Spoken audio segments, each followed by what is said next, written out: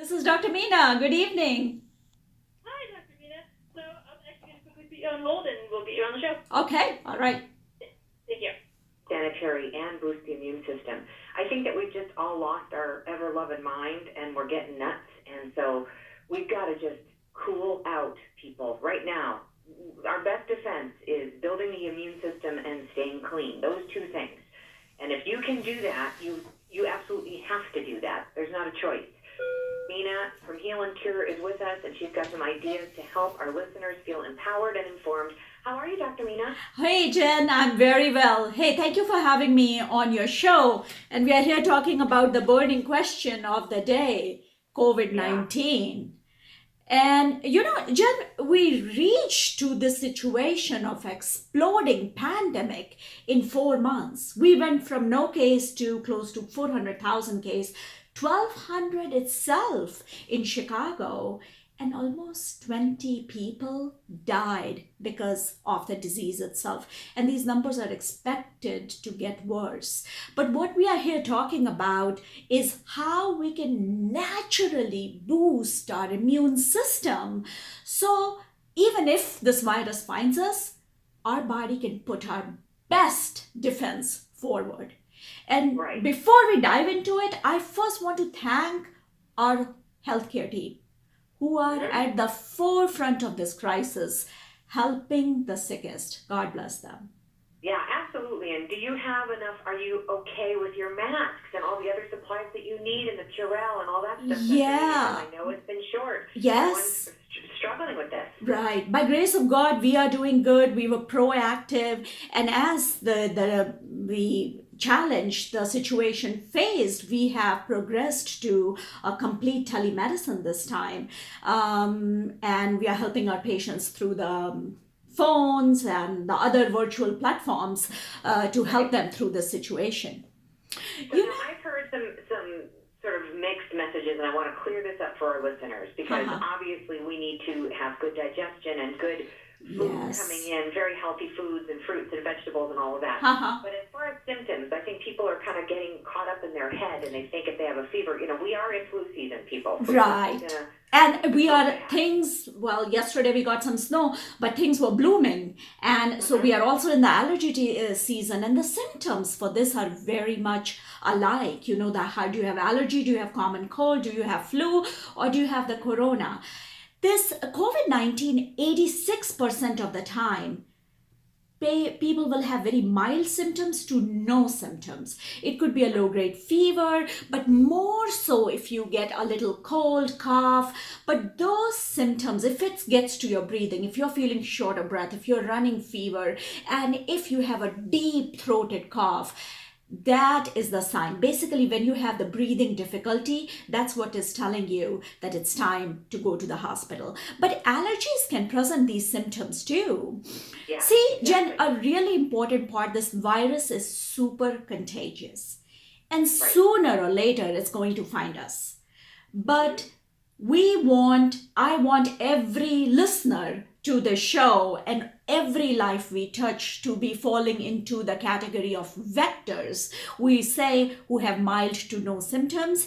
And they are actually, CDC is trying to cut them down because they are the one who are transmitting the disease to community since they don't know they have the disease. Right, and that's the thing. People can be carriers. Ages 18 to 49, as they're saying. They don't know that they're carriers. One of the things that experts have said is if you do drink some warm liquid, every 20 minutes or so, if you did come in contact with it and you don't know, it would take it out of your mouth and into your digestive tract and into the stomach, where the stomach could neutralize it. Is that true? You are right at the spot. So the point is, as a virus is, if you keep your dry mucosa, if your throat is dry, then the mucosa, the lining is not as healthy. So if the virus is there, it can penetrate into your system fast. And that's the idea about staying hydrated. Warm liquid is soothing for the throat. And that's the idea of keeping hydration and having a robust digestive system. Because the one who get affected are the elderly, who are immunocompromised, and even younger people, Jen, who have chronic conditions like diabetes, lung issues, asthma, other breathing problem, digestive problems, who are on autoimmune medications or diseases. These things pull your immunity down, and they are the ones who get the severe version of the disease, needing that extra support, which includes hospitalization and sometimes even intensive care or ICU admissions. That's right. And do you recommend sipping green tea? Is that one of your favorite go-tos, Dr. Meena? What's some of your favorites just to keep the warm liquids going? Because they are soothing. I have chicken broth, organic chicken broth that I keep sort of very close by, and I heat that up sometimes just to kind of give you a little flavor. And of course, the old adage of chicken soup is not bad for your immune system if it's, Jen, the point how to build your immune system is if we pay attention to the word immune, and let's cover that one by one. IMMUNE. First one, I, stands for intermittent fasting, or a fasting mimicking diet. If intermittent fasting is the best thing you can do for your immune system, it marginalizes the immune cells which are in the lining of your blood vessels, and it boosts the immune system. And you limit the feeding window somewhere between 4 to 8 hours, depending upon where you are. Now remember, like you were saying, outside the feeding window, you still need to stay hydrated. So if you're doing the warm liquids, tea, or the green tea, which has a lot of amazing immune boosting capability, or the water with a whole lemon squeezed into it. And these are all the things which you can do. So really important part is intermittent fasting, but hydration is not included in fasting. So that is the I of the immune.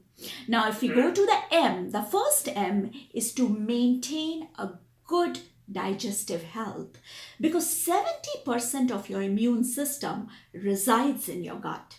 And if your gut is not healthy, how you know if you're taking all those stomach medications to suppress the acid, belching, gassy, constipation, diarrhea, your body, Jen, never lies to you.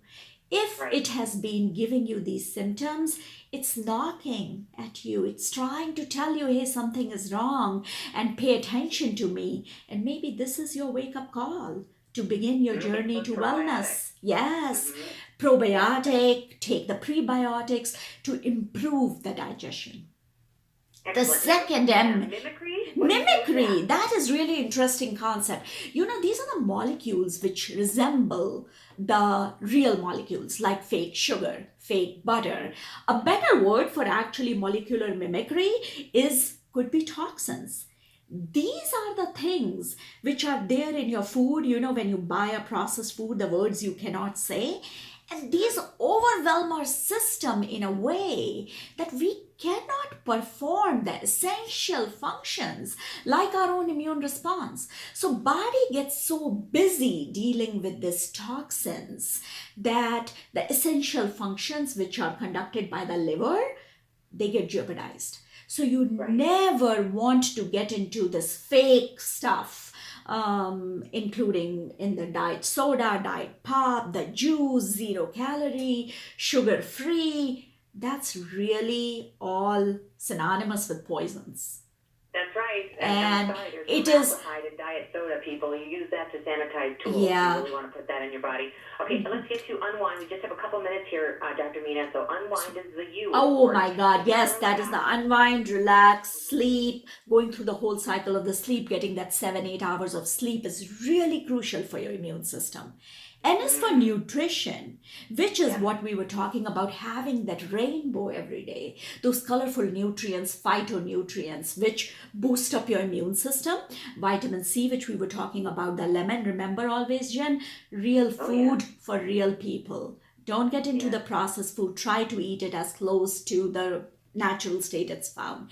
And wash E. it, please, people. Wash your produce, wash your lettuce, wash it. Here you can't go. imagine how many people have handled it. Here you my go. 2 cents. And Okay. Exercise is really interesting part because the exercise which boosts your immune system is a light activity. You don't want to overdo it because with the exercise, if you're damaging your body, it's going to divert its resources to repair the damage. You want all your resources right now to fight the virus. So light activity, a brisk walk, 30-60 minutes in the nature, forest preserve, trails nearby, that's what you want to be doing, not really a 3 hour hitting the gym kind of workout. That's These right. days, Treat your body nicely. Dr. Meena, MD, we adore your advice and thank you so much for helping to educate us. Healandcure.com and the location. Do you want to give a phone number out, Dr. Meena? yes, and I have put all these resources, and these are free. I have put together for the community to use, and if someone wants them, just call us 847-686-4444. Once again, it's 847-686-4444, and ask for help. Okay, Dr. Meena, that's awesome. Healandcure.com. The best phone number ever with all four is 847-686-4444. Of course, we've got so much more coming up in the next, 45 minutes or so. Oh, Nellie's on hold. Yay. All right, we'll get to her in just a minute. Thanks, Dr. Meena. And don't go anywhere. It's the Jen Weigel Show. All right, you're welcome, Jane. WLS. Hi, this is Eric Wilson from